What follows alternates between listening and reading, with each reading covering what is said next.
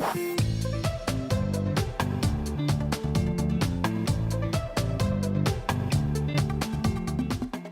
evening and welcome. My name is Jocelyn Whipple, and I am a TA for Lsat Unplugged with Steve Schwartz. Tonight, I will be your host for this hour. During the interview, please feel free to ask questions in the chat. If you wish to remain anonymous, please send those questions to me directly. With that being said, let me introduce our guest for this evening. It is my pleasure to welcome to the Lsat Unplugged community, Jimmy Nicholson, the Director of Admissions at University of Kentucky, J. David Rosenberg College of Law. Welcome, Director. Thank you. Good evening, everyone. So my first question for you is, can you tell us a little bit more about yourself and why admissions? Why go into admissions? So, as said, my name is Jimmy. I joined the University of Kentucky community in 2016. I made it to Kentucky from Ohio, but I am native of New Orleans, Louisiana, and I left New Orleans and went to college all the way up in Wisconsin. And the weather got me. And so as soon as I could leave there and start heading south, I did. So while Wisconsin was a beautiful state and I had a great undergraduate experience, cold weather and I were not good friends. So at least the weather's a little bit more temperate in Kentucky. I started my journey in admissions as an undergraduate at my alma mater, University of Wisconsin-Parkside, as an ambassador, and I also did orientation. But once I graduated college, I had a long career in student affairs and diversity services, and I re-entered the admissions world when I worked at Ohio State as the assistant director for admissions and diversity and inclusion for their law school. And I haven't looked back. So I started that in 2001. I love admissions work. I love assisting students on their journey, whether it is to my law school or another law school. I just enjoy the work that I do. That is so awesome. With that being said, I want to kind of jump into some questions and the overall process to go ahead and get us started. So I understand that UK's admissions deadline was April 30th. Is that correct? Yes, ma'am. So our application just closed.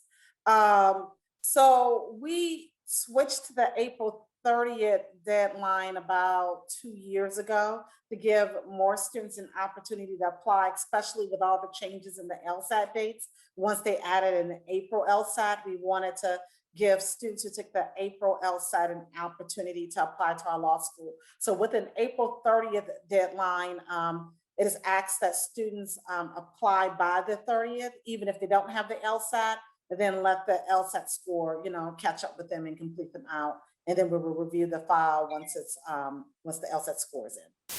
That's awesome that you guys are giving prospective students the opportunity to take the LSAT, get their scores up, GPA, get all of those things in line before applying. And so that is really awesome. How was the past admission cycle for you guys? I've heard a lot of stories, some good, some bad.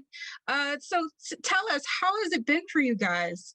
It has definitely been an interesting admissions cycle. I know many students have heard about the dramatic increase in applications to graduate and professional schools across the country. The average increase in applications for most law schools is about 30 to 35%. But for the Kentucky schools, we're a much smaller community. So our average increase in apps was only between, I would say, 15 to 20% for any of the Kentucky law schools. There are 3 law schools in Kentucky, University of Kentucky, University of Louisville, and Northern Kentucky has a law school. So yeah, so it wasn't mad crazy, but the pool was a lot more competitive. What I have noticed with the LSAT Flex is a much higher increased score in LSAT scores. We're just now starting to see some data about the LSAT Flex, but I have my own theories of why we're seeing an increase in scores. I think Some students are just far more comfortable taking it in their desired location versus a testing center. And that has given some ease and removed some stress that is normally there on test day for students. So one of the things that we did at UK, because we understand that students, not all students have access to Wi-Fi or solid Wi-Fi. So we did open up the law school to UK undergraduates who were taking the LSAT, and they could take it at the law school in one of our classrooms or study rooms. That is amazing. Wow. So you said a lot of things. So let's kind of unpack that there. So you said that there's not only been an increase, so you guys have been a part of that trend of just increasing applicants, not as much as some schools, but you're feeling that increase. And you talked about, you found it more competitive. Why is that? Um, I think a couple of reasons. The current climate that we're in of social justice Mm, and just everything that's going on, and how COVID has shown the disparities in the health system, and a whole host of things have um, made a lot of people realize that they want to go to law school. Some students that may have never ever thought that they would want to go to law school, before. So that has expanded the pool. So I have also seen like an increase in age or time removed from undergrad, with people coming to law school a little bit later, which, usually with my pool in Kentucky is usually dominated by students who are directly out of undergrad choosing to matriculate to law school. But I've seen a lot more students who've taken a couple years off work experience or on their second career because they've been impacted by something that's going on in today's world that has inspired them to go to law school. Do you find that students who kind of wait, had some life experience, work experience, whatever have you, do you find that they are doing better, or do you find that they have the same outcomes as those that are directly fresh out the gate from undergrad? I think that depends on who you ask. Yes, So, yes. depending on the class, depending on the faculty member, depending on that mission advisor, I think the advantage of students who have worked for some time and choosing to come to law school, what intimidates those who are coming directly out of undergrad doesn't quite intimidate those with post-baccalaureate experience, because those who've worked a full-time job understands the pressure. They understand how to structure their day and how to be ready and prepared. They have dealt with difficult people on the job. I think they're somewhat a little bit more prepared and maybe not as naive. I think students who have taken some time off are a lot more realistic about the demands and the costs and the debt that they're taking on when they're choosing to come to law school. That's key information, more realistic about life goals Mhm. and their approach. Whereas Yeah, I'm you not might say saying that. those who are coming directly out of undergrad are not realistic, but sometimes I think we all, both those who are directly out of undergrad and those with post-baccalaureate experience, kind of fantasize law school, right? About what it's Definitely. gonna be like because of what other people have said, or movies, or TV shows, that some can sometimes glamorize law school and the profession, so. Right, I totally understand that. So my next question, I guess, as a follow-up is, do you foresee the next emission cycle to be just as busy, or do you think Hmm. it's a, one stop, this is just for now, and then it's, going to go down, or where do you see this take going? I can see the next cycle being an uptick in admissions because of still what's going on in today's world. But as we start to return back to some normalcy, most law schools did everything virtually this year, and virtual recruitment seems like it would be easier, but it's a lot more challenging. I'd much rather pack my bag and get in my car or get on an airplane and go to a site and meet students versus meeting them virtually. But And I think as we get back out there, there's going to be other students eager to come to in-person events, and come to visit the law schools. And I think that is going to yield a few more applications, because the other reason is that there are some people who have put their law school dreams on hold because they didn't want to do the virtual experience for their first year of law school, or have a hybrid experience, because that's a lot of the type of questions that I get right now. Do you know if you're going to be fully in person in the fall, or not? So because a lot of students want that full in-person experience. Definitely. And actually, that is one of the questions I was going to ask you. So you're already reading my mind, right? So I'm going to switch gears a little bit and talk about UK, right? The class Yeah. size. So it's my understanding, correct me if I'm wrong, but you guys have under 400 students. Is that correct? Across all 3 years, you are absolutely correct. So University of Kentucky is the flagship law school for the state. We pride ourselves in our intimate class size and seeing students rise to their personal best. We typically enroll an entering class between 120 to 130. And that's what I like about UK. For those who want to be in an intimate setting for law school, but want to still be on a large state university campus with the sports and all that type of fun stuff like that, the UK is definitely a great fit in that regard. So like when we do our sectioning, our legal research and writing clubs, I have about 8 to 10 students in those classes. Your biggest section may only have about 40 to 50 students. Wow. So the class sizes are very small. I Yeah, find so that we very average attractive. about 11 to 1 student to faculty ratio. So, and I think that's a great size. That is definitely a great size. Can you talk about the advantages of having a smaller class size opposed to larger class sizes for especially the 1L experience? Yeah, so it's kind of like Cheers. Everybody knows your name. I may be dating myself with that response. So that's one of the things that is great about choosing a small law school. Your faculty know you, your administrators know you. Not only do you know the students in your section, you know students in other sections. This is definitely the type of environment that you will find your lifelong friends and be in each other's weddings and become godparents to each other's children, and maybe even open up a practice together.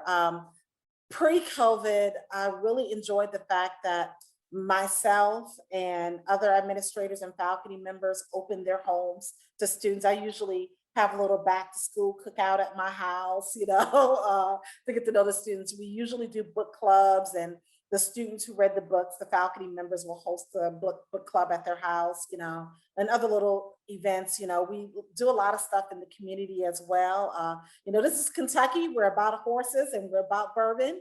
So the local track here in Lexington is Keeneland. And there are races here in the fall and the spring, and we usually gather at Keeneland for the fall and spring meet, our students with our faculty and our alumni. And of course, when you are at an athletic school, even though football is not our sport at UK, we still tailgate. And, our alumni and faculty come and join the students at those events. So it is definitely a close-knit environment where not only are there social things, but our students have the opportunity to become research assistants. A lot of faculty members refer students on for clerkships and other job opportunities, both in Kentucky and outside of Kentucky, when they know they have good students who are going to be good fit for those opportunities. So I think that is some of the many great benefits of being in an intimate environment for law school. Definitely. Can you talk about how that translates in terms of your alumni, right? Your alumni network, is close knit because a lot of people know each other. And also, I found out that one of your notable alum is in the Senate, Senator Mitch McConnell. So I thought that was amazing. Yes. I'm into all things government. So I'm like, whether you love it or hate it, I think that is amazing, and that attests to the excellence that the school has, is that you can navigate your way even to Congress. And so have 8 of our former governors have also been University of Kentucky Law alumni. At one point, many of the Kentucky Supreme Court justices were UK Law alumni. So we definitely are well represented throughout the state of Kentucky, but we have alumni practicing in all 50 states. I often share with students, if you want to find the largest concentration of UK law alum, if you go as far north as Chicago, over to Texas, and then over to Florida, make that little triangle, that's where you'll find the bulk of us, but we're literally everywhere. And so like this year, some of our graduates, I know we have a student who is going to be practicing in Boston. I have another student who's going to be clerking with a judge in Alaska. Wow. I know a couple students are going down to Florida, but there's also great opportunities right here in the Commonwealth of Kentucky. And we really hope that many of our students do stay because the Commonwealth needs them. Definitely, definitely. So I want to switch gears again a little bit and talk about, diversity and inclusion. And I know you have a background in that. So as you mentioned earlier, the climate right now, social justice and minority applicants are looking for safe spaces, Mhm. really. And on your website, you guys announced the first Black editor in chief for the Kentucky Law Journal. So I was like so excited. In Yes. addition to that, your law journal is like the 10th oldest in the nation. So Mhm. can you speak to, how the UK law community is embracing diversity and inclusion in the culture of the school and definitely, as to your background? Absolutely. Not only will we have the first African American woman as editor in chief of the Kentucky Law Journal, our other journal, which is the Equine Journal, is also going to be headed up by a woman, a Latino woman. So both of our journals are going to be women led and women of color this academic year. And that I'm very, very excited about that. Um, I think the University of Kentucky as a whole has been striving to not only increase diversity in the students, but also in faculty and staff, that there's reputation across the board. And I think they have also done their best to enhance the programming and services for diverse students, not only students of color, but also our LGBTQ students. We have recently opened up a center for LGBTQ students that has gained national notoriety for the type of programs that they're doing in that office. And it's not even that old. I would say that office is only about 8 years old, if even. I came in 2016 and it was relatively new then. So it's probably about as old as I am at the university. So, and at the law school, you probably heard a lot of people come and discuss law school, talk about the silo environment. While we are part of a greater university and on the Lexington campus with all of the other professional schools, so all of our professional schools are on the one campus at UK. We do a lot of insular things as well that promotes diversity and inclusion at the law school. So we have hired a chief diversity officer, which is Assistant Dean Danny Murphy. We also created a diversity committee, which is comprised of faculty, and they do a whole host of programming for the students. They always select a book for the summer. They're always a part of orientation when we bring our students in. We're getting them prepared for the year and talking about diversity issues and inclusion issues. Our new dean is actually a woman. She's the first woman dean of the law school, Dean Mary Davis, and she is amazing. She has created a diversity, equity, and inclusion student advisory board who has been reviewing some of the policies at the law schools and services at the law schools and how we can have a more inclusive and welcoming environment at the law school. And I think that's fantastic. And in addition to a whole host of other things. And these students have came up with amazing ideas in terms of hiring practices, in terms of programming and services, a whole host of things that they have come up with. And that was new this year, that was created in light of everything that was happening in Kentucky with Breonna Taylor. Breonna Taylor was a University of Kentucky student. So we hosted a whole symposium at the law school regarding the Breonna Taylor case. So the university also hosted a Stop Asian Hate rally on campus. So, and Lexington is really going through a renaissance period. We benefited from having the first openly gay mayor in Kentucky, and a fairness ordinance was created. And the thanks to the fairness ordinance also tied in what was happening at the university. So I think it is a good place. There's always room to grow, always room to do more things, but I think we're headed in the right direction. We have definitely seen our diversity student applications increase at the University of Kentucky, along with the enrollment of diverse students at not only the undergraduate level, but also at the law school. So those are things that I'm very proud of and I'm happy to be a part of. And I do, as the admissions director, right, we do all we can to make sure that we have a diverse group of students. So not only in terms of racial, ethnic diversity, but also in terms of social economic status. One of the things that I'm also proud of about University of Kentucky is that we have a large population of students who are first in family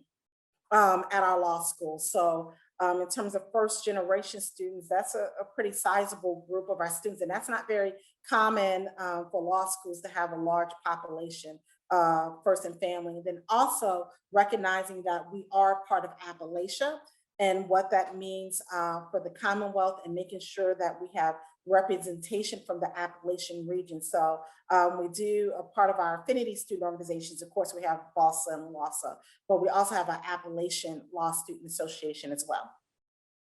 That is incredible. First of all, I have to say that. And I guess a follow-up question to that, just with your just of experience dealing with diversity and inclusion, what are some markers for students in general that are looking and comparing law schools and that sort of thing? What are some good markers for folks when trying to check, I guess, their diversity and inclusion as status for the schools? Like, what are some things that students should be looking for that marks, a law school that is actually striving towards diversity and inclusion? Yeah, so one of the questions I always get asked by students of color is, what is your diversity percentage? I could tell you that number all day, but that really means nothing. You can have students in the number, but engagement is a different story. You know what I mean? So you definitely have box checkers, but in students who are not engaged. So you have to determine not only what the number is, but what type of environment you're looking for in terms of diversity. You know what I mean? So are the students actively engaged? Are there programming and services that are of interest to you? Is there a place of worship for you in that area? Is your faith even recognized? What is the university's response to bias and racism, on the campus? Those are all things you should be paying attention to, in addition to what are the numbers. So I ask that students dig deeper beyond the surface of asking an admissions professional, what's your diversity percentage or how many diverse students you have, and ask more questions about what type of services is available and how the university responds to bias and racism. That is awesome. So keyword here, my hearing is engagement. Is that a correct? Okay, so folks, be looking out for engagement. That is yeah, because key. It's one thing to say, I'm going to use Black students because I'm Black. It's one thing to say, yeah, we have 12% of our students are Black, but you don't see any programs that are happening for Black History Month or discussions about what's happening with Black women in the law profession, things that make sense for you, right? So, but that's another beauty of when you're looking at law schools that are attached to a larger university. you not only get to tap into those programs and services that are happening in the building itself, you also have the greater university. So while we have a chief diversity officer and a diversity committee and a DEI board, at the law school, there's also the MLK Center at UK. There's also the Gaines Center. There's also the Center for Diversity, the Center for Graduate Diversity and Professional Student Services. There's also, the main university DEI office, and they all are doing things to make an inclusive environment at UK and making sure that students' needs are being met and that they feel welcome on our campus. That's awesome. So those are great tips, guys. Especially in this climate, those questions help lead, and give you a roadmap of where to even look and what questions to begin asking. One of my favorite things that UK does, they have, and I'm a woman, so this makes me happy. They have what's called sister circle forums. And they have one for undergraduate students and one for graduate and professional school students. And so it is a time for women of color to come together and kind of discuss what's going on with them. And then there's a conference, at the during spring semester that kind of culminates everything. But I've worked on a lot of college campuses, and I've never seen that, for students. And I think that's a great service that the university provides. Definitely and then that goes back to that safe space, right? Looking for a safe space and having that circle, and also that support system, right? Because in law school, you're going to have ups and you're going to have downs, but it's important to have a support team. It's important to have those that are cheering you on, and you can identify with each other, and that helps you to grow and helps you achieve your goal. So I think that is definitely key.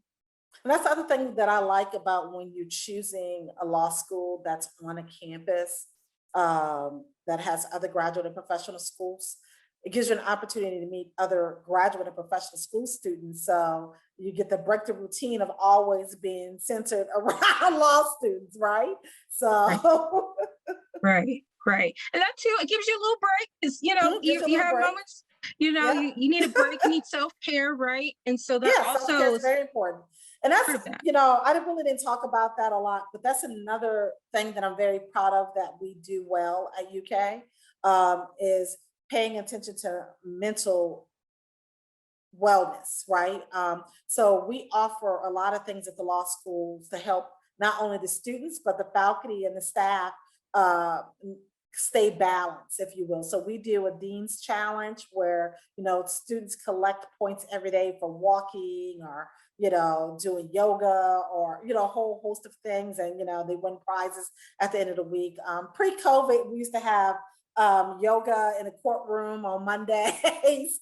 There's all these workshops that Professor Grise, who's our academic success faculty member, puts on for students to help them stay balanced and keep them encouraged and motivated. And then also we have a center on campus that students can also utilize, and they have massage chairs over there. So you can schedule a time and you can go over there and get a massage in the chair.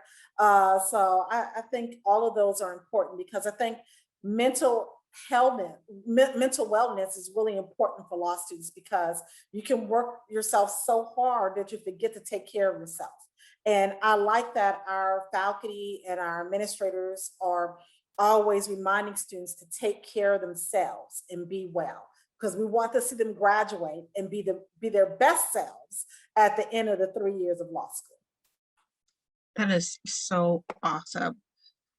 So with that being said, I'm going to switch gears again and let's talk, about the admissions process, the classic personal statement, right? Yes. So with that being said, I wanted to ask you, what are some do's and don'ts for the personal statement, just in general? I know, of course, you want to make sure, your spelling and your grammar and all of those things are tight, right? Right. But what are some other things that you tend to notice that people don't necessarily address for the do's and don'ts list? Sure. The first thing I'm going to say underneath the do is follow the rules. So if a school says they want 3 pages double space, it's 3 pages double space. If they give you prompts, then answer the prompts, right? We understand that you're probably going to use the same personal statement for 99.99% of the law schools that you apply to. However, if there's one that asks specific questions, you want to make sure you're answering the questions that they ask you. Um, a, a lot of students try and tailor fit their personal statement to each law school. I'm mixed. I'm in the middle about it because most of the time students are regurgitating back to me what I already know from my website because I wrote it, right? So if Okay. you're gonna if you're gonna choose a tailor fit, I recommend using firsthand experiences. So like maybe it was an admissions person you met, or maybe it was a faculty member's research you read, or maybe you saw somebody on TV that went to that school, and not so much regurgitate back to us what I know. And then we can often tell when you swap the name out of the schools, from University of Louisville to University of Kentucky.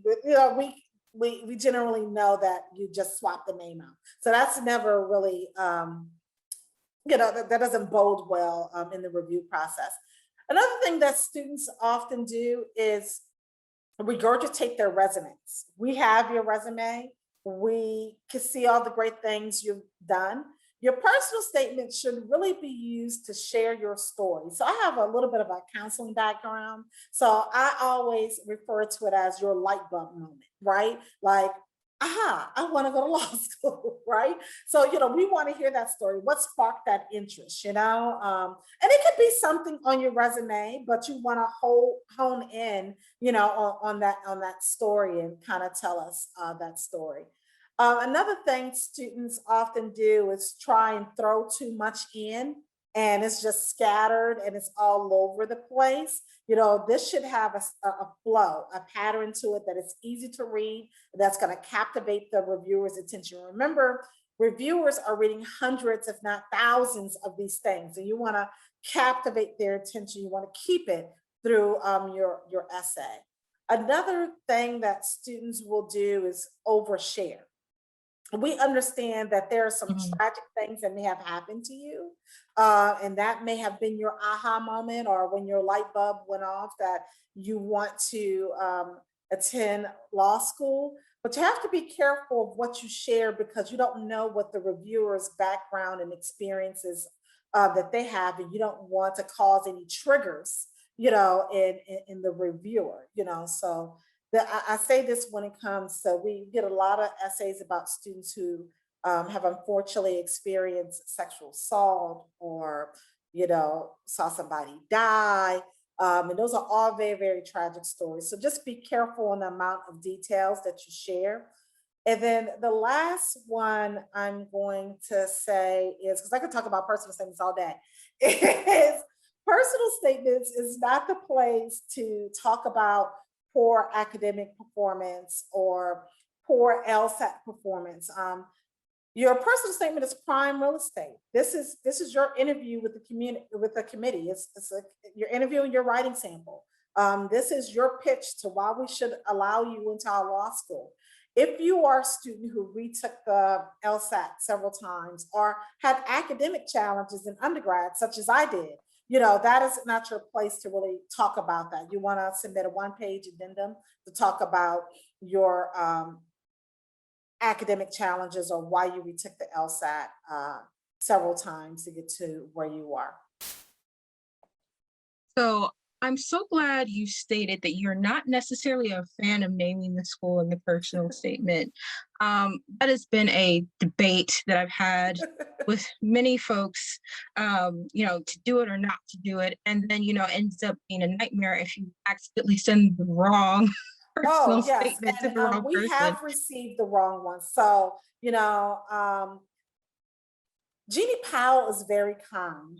She is my admissions associate, and she's the person who processes our applications. And she will send a courtesy email to individuals when it has the wrong name. But many schools do not do that. But the thing about that, when she sends that email to you about, do you want to make changes? She puts a copy of that communication in your file. The original personal statement is still there, and then we'll add the updated one. So the committee does see both statements. That is good to know, especially that students, have a file, and when they add stuff to that, it's this the committee sees all of it. Mhm. So continuing with this personal statement, how would you suggest, or do you have any tips for folks um, to help them, I guess, share more information about themselves that's not redundant, right? So you mentioned Mhm. you receive a lot of information in the personal statement that they, have on their resume. And you're like, I can look at their resume and find that out. So how do you suggest people utilizing, that second essay? I believe you have two writing prompts: the personal statement, and then the second one being, why do you want to go to UK law, right? Yeah, that's one of So the optional optional essays. prompts. Yeah. So yeah. So our personal statement at UK is pretty open. So we don't give any prompts or anything like that. So you're free to discuss whatever you want to discuss. So there's an activity that we do during our workshops for prospective students that we have them write 50 things about themselves and what interests them in law school. And we tell them there's certain things that they can't use, right? And these are the common things that students are going to write about is my parents said that I always argued with my siblings and I should go to law school. First of all, going to law school has nothing to do with arguments. So, we tell them they can't use that one. Another one, we tell them they can't use, I've always wanted to be a lawyer. You can't use that either, right? So, we put in there a couple of common things that we hear. You cannot use the frost form. So they really have to think about 50 things of why they want to go to law school. And then we tell them, think about your characteristics, what inspired you. So, dig deep and think about those things. And from there, you can generate what you want your story to be for law school, and that will help you with about not regurgitating your resume, coming up with fresh ideas or fresh topics to discuss in the personal statement that we necessarily wouldn't know from the application materials itself. So an example that I give about fresh information is, well, had I not said I was from New Orleans in the introduction, when you look at my educational background, you see that I went to undergrad in Wisconsin and I went to grad school in Illinois, right? And I worked a long time in Ohio. So one would automatically assume that I was from the Midwest. So somewhere in my statement, I will talk about being born and raised in New Orleans and being a Midwestern transplant. Because what that's going to tell to the committee is that she took herself out of her comfort zone. She's exposed herself to the unfamiliar. And one of the things that being a lawyer is important is that you're going to be working with people from all different types of lifestyles and backgrounds who may not have the same experiences as you. So what that says about me, I've exposed myself to that, and I'm going to be open to it once I'm in the profession, or even in law school. Expanding my networks and operating outside of my circle, right? So those are the type of things you want to share, in your personal statement that we wouldn't necessarily know. That makes sense for your story. Right, right. And so, and you alluded to the addendum, right? Talking about, Mhm. not oversharing, or areas where, you don't want to put something in your personal statement, like such as the you talked about, your undergrad experience and academic challenges. Can you tell us a little bit more about how UK law views the addendum? Sure. So at UK, we do a holistic file review process. So how it works at UK is once a student's file is complete, it is assigned to a committee member. So we review files weekly starting in November, and it just rolls until we're all out of applications, right, to review. And so we get, as a committee member, the files are divided. So let's say there's 100 files for that week. There's 7 of us on the committee. It's divided evenly amongst the 7 of us. We get a week to review it. We come to the committee meeting on Thursday, and we discuss each of those files. It's a very time-consuming process, but it makes it fair in many ways. And it's looking at students beyond the numbers. And when I am personally reviewing a file, if I saw that someone had some academic challenges, they don't mention it in a personal statement. They don't write an addendum about it. When I discuss this file and I talk about the academics of the student, I would say, well, the student has a challenging GPA. I saw they had, because we see the transcripts, we see the score bands. I could say, it looks like they had a couple of rough semesters, but it was upward trending at the end. But I have no idea what was going on with them at that time to justify the challenging grades that semester. Okay, And so it's yeah, so we want to know, what was going on, what impacted you, because that'll help us look at that grade a little bit differently, or the cumulative GPA a little bit differently. So addendums always helps. It clears up a lot of things for us. Like, even if you took on our application, we asked, have you had any gaps in academic performance? That's not a question that's asked on every law school application.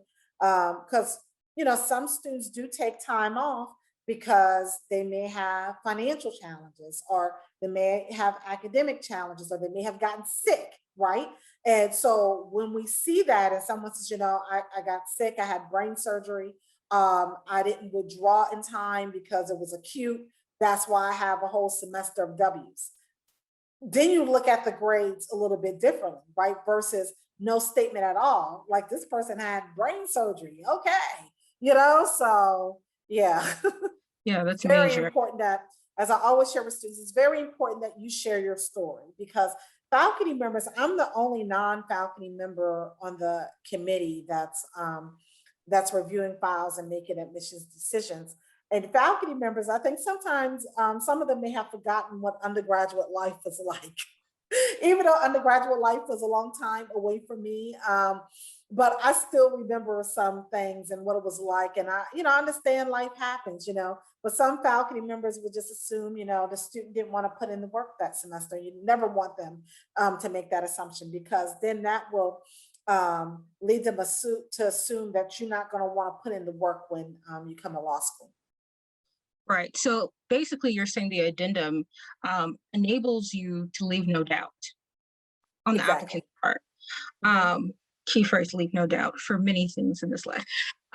So since we're talking a little bit about the addendum, can you talk about the addendum as it relates to reapplying applicants, and what instances should reapplying applicants utilize the addendum, and how long should it be? Because you don't want to, 2-page essay, right? You want something short and to the point. Addendum should never be more than a page. If you have more than one issue, you can choose to use a page for each issue, or you can combine, all of the issues into one addendum if you want. It's totally up to you. It's like I share with students, I love crime shows. I'm like, so when you want to think of an addendum as the snap version and not the lifetime version, right? Where lifetime used 2 hours for you to know that, a girl is going to be in trouble at the end of it, versus snap, everything you need to know in the first 5 minutes, and then they go through it in the next 45 minutes, right? So if you're a true crime person, you know these shows that I'm talking about. If you are reapplying to a law school, if you're a reapplicant, couple things here. If you were denied or put on the wait list the first time, and you don't update anything in the file, you're probably going to be denied or waitlisted again the second time. Doesn't matter how early you apply in some regards, because you should always update the file. So whether that's, you should always put in a fresh personal statement. If you wrote an addendum before, you want to update that, you want to freshen that up. You can reuse your letters of recommendation to submit it before, but you probably want to get a brand new one from somebody else, right? So you want to freshen up the file, and you want to probably reinstate, you probably want to add an additional addendum in there expressing that, you are a reapplicant, you're really passionate about the school. If, given an opportunity, you would love to enroll in that particular program. I mean, it's not required to re-express yourself, but it's always good to know how interested a student is, because each school does a little bit differently. Like we do have a box on our application that allows a student to select if they had applied before. And that's not always on everyone's application. So if you don't see that box, so asking if you have applied before, you might want to add an addendum to the file saying, you applied before. These are the things that you updated. These are the things that have changed, and you hope, they reconsider your application. Definitely. And when you talk about, demonstrating interest for the reapplicant, does that also include maybe talking with the school or seeing if you can Absolutely. set up an Talk with the interview or school, something of that nature? visit the school. I know that always makes a difference for me. Even with the students who are applying for the first time, students who we've talked to a lot or came to visit the law school, it always makes me smile when I see their application come through. And I'm like, oh, I hope they listened to everything I said. That's the test. Did you listen? Did you follow instructions? So, then we hope that if they're admitted, that they ultimately will choose our law school. And when we meet students, each law school admissions person, when they meet certain students, they say, yeah, Shakira, yeah, she's definitely a UK law student. She's, we already claim you as ours when we see that you're going to be a good fit for us. We may never say that to you personally, but that's what we're saying in our inner circle in the office. Like, she was really sweet. We enjoyed her visit. She's definitely going to fit in well here. That is awesome. Now, I have to ask an LSAT question because, we are LSAT Unplugged, Sure. right? So how does your office review the writing sample? Now with the LSAT Flex, you guys no longer have to, take a magnifying glass and actually read people's handwriting. But Right, and everything decipher is people's handwriting. exactly. So I love the typed version. It definitely makes it easier to read.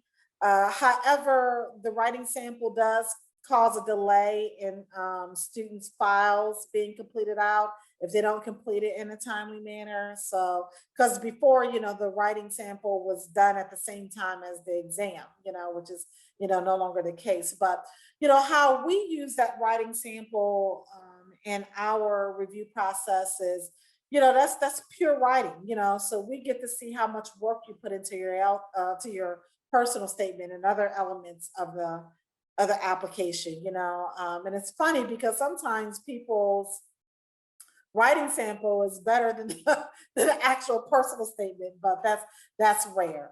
But I will tell individuals to take the writing sample seriously, because I have seen people who just type jibber jabbish in the writing sample, and they ultimately became denied because they didn't take it seriously, right? So all elements of the application is important. Definitely. So I'm going to switch gears a little bit and talk about the financial aspect. Mhm. So how do you suggest folks approach law school offers? Are they really negotiations? I hear a lot of people say, "Oh, you got to negotiate your way through," and I've heard a lot of some law school admissions officers say, "Maybe I would back off." But I'm gonna put a little pause right there. So Yes. first of all, at UK, we do not negotiate scholarships. We will reevaluate and reconsider scholarship offers. But there's no guarantee that you will get an increase. The thing that students need to know about law school is that law school is an expensive choice. And ultimately, you're going to have some skin in the game when it comes to paying for law school, because unlike undergrad, everybody comes to law school is top notch. Everybody is smart. So getting a full ride is a lot more challenging, in law school, right? And law schools have finite budgets, we try not to exceed those budgets. Some law schools have more money than other law schools, right? So those offers are not always going to be apple to apples, oranges to oranges, because it depends on the budget, of the law schools. So when it comes to scholarship reconsiderations, there's a couple things you should know. So students will say, Shakira, I'm going to use you again, because I just like saying your name. Let's say Shakira got admitted to UK and we offered her a scholarship. She may say, law school B admitted me, but they offered me more money. Are you willing to match it? Right? So first of all, the request should always be humble when you're asking a school to reevaluate your scholarship. Some schools have like processes, like forms you have to complete. And then there's some schools that won't do it at all. We don't have a form or anything at UK. We just ask that you're honest with sharing with us what your offers are, so we can compare apples to apples, oranges to oranges. The thing you should know about that offer from Law School B is that you may have got more money from them because you're probably a more competitive applicant in their pool, right? So if you're above the medians in that law school pool, you're probably going to get more money than if you're below the medians at my school, because we're offering these scholarships based off of merit. So that's purely LSAT and GPA. Then there's some diversity funds set aside for students who fall in the diversity elements, and they may see a little extra outside of their grid amount. And when I say diversity, I'm using that extremely broadly, definitely inclusive of racial ethnic diversity, but LGBTQ students, first gen, single parents, all fall into the Appalachian students fall into that diversity category at UK when we're awarding scholarships. So that's the first thing. So you may be a more competitive student in that pool. The second thing is that never ask a law school for more money if you don't intend on enrolling there. Because we can tell when students are trying to pit another law school against another law school to increase scholarship funds. I mean, law admissions world is a very, very small world. We all know each other, very well. I don't ever have to say any names, but a few descriptors, they may know exactly who I'm talking about. So only request if this is some place that if they have the funds to increase your scholarships, you are willing to enroll. I get a little frustrated with the students that we are able to increase their scholarships. Then they come back and ask me, is there any more? I feel like it's rude to ask for additional funds after your scholarship has already been increased. The other thing you have to understand about your law school scholarships is understanding what are the stipulations that law schools are asking for. So any school that is saying your scholarship is good with good academic standing, those are the best ones. That means you're never in threat of losing your scholarship dollars. Schools that will say your scholarship is good with academic standing of a 2.74. Sounds easy to you because you performed well in undergrad, not necessarily easy thing in law school. So that you need to understand what a 2.74 means at that school. So the next thing to ask is, so what is the curve? So the average student at UK is a 2.74, right? So that's what I use. That's why I use that GPA. So, but we say our scholarships are good with good academic standing of a 2.0. So that means no one is ever in threat. So when the average student is 2.74, that means there's going to be people below that. So there's a good chance that you could lose your scholarship. So understand what the stipulation is. But what students don't take into consideration when they're looking at these scholarships goes towards tuition and fees. Scholarships does not include cost of living. So I could have given you $15,000, which may not sound like much off in $25,000 in in-state tuition. But another school on the East Coast has given you $30,000 off and $50,000. Sounds like you're getting more money, but you're really not getting that much more money than what you're getting at UK. And you're going to end up borrowing more because of the cost of living in that area. And students never take into the full assessment of cost of living. Whereas my scholarship dollars may not have been as high as that East Coast school, but it's very affordable to live in Kentucky. You know, you can get a nice apartment for $600 a month, right? So Right. versus a closet on the East Coast for $1,500 a month, right? So you have to look at what it's going to cost for you.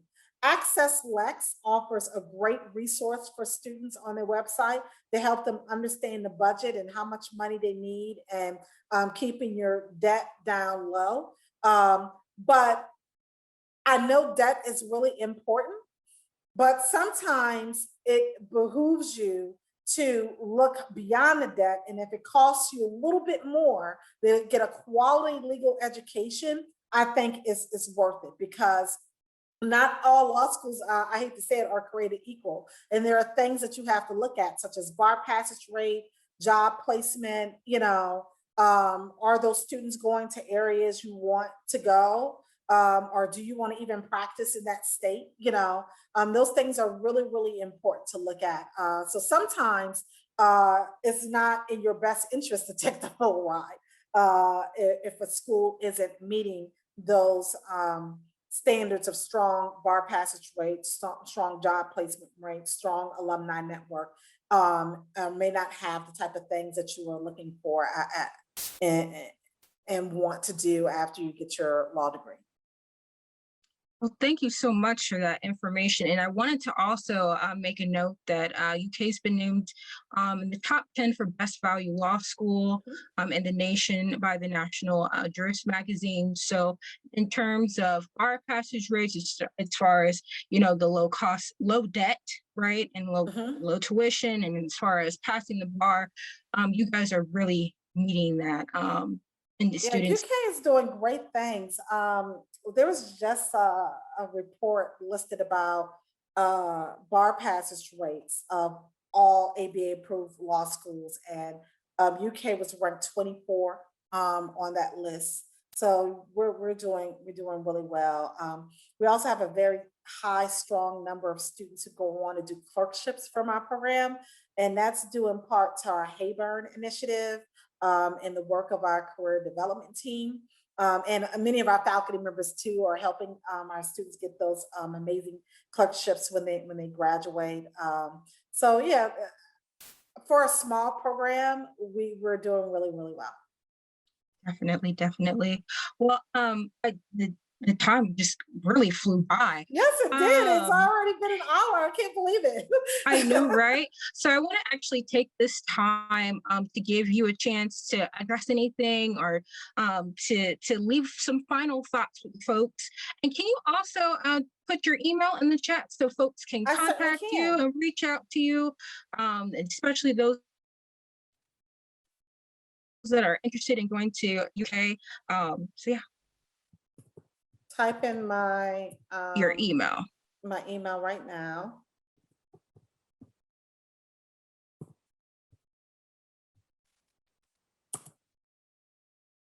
So I guess my final words of advice to prospective law students is never go into your LSAT exam thinking you're going to retake it. The LSAT is incredibly expensive. It's $200. I have a full-time job and I don't want to give away $200.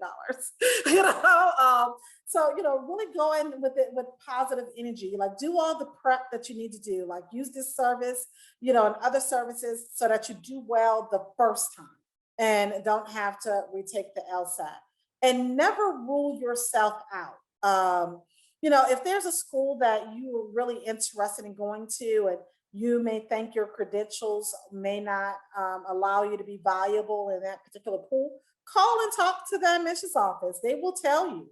what you need to do to be viable in the pool, if you need to retake, or if you need to increase your GPA, or, whatever it is, so never rule yourself out, and then my last piece of advice is keep an open mind.